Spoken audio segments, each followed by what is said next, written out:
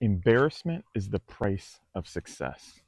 So often, people have goals and aspirations that they're shooting for, but they aren't willing to go after them because they're afraid of what other people might think of them. Posting content on social media, people are going to think you're cringe. It always is like that until it starts working.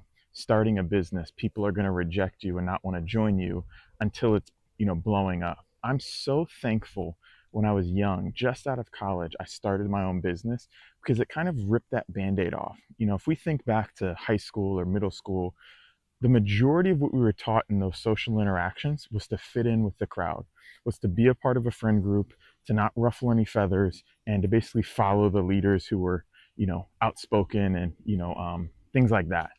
But I'm so glad having graduated, and if you've graduated from college, if you're in your 20s or your 30s, you know this, that as you start to get older, you start to lose a lot of these relationships.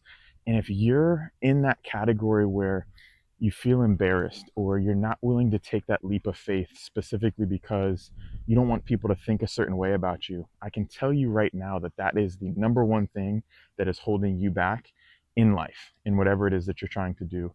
Don't allow embarrassment to hold you back, because ultimately, most of the relationships in your life, outside of like a spouse and some close family members, you're probably not going to see many of those people very often for the rest of your life.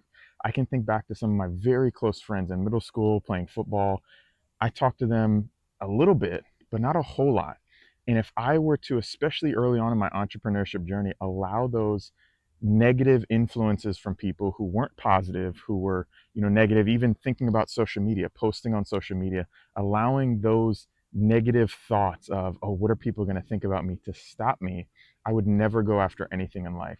So here's a pro tip: don't allow embarrassment to stop you from pursuing your goals.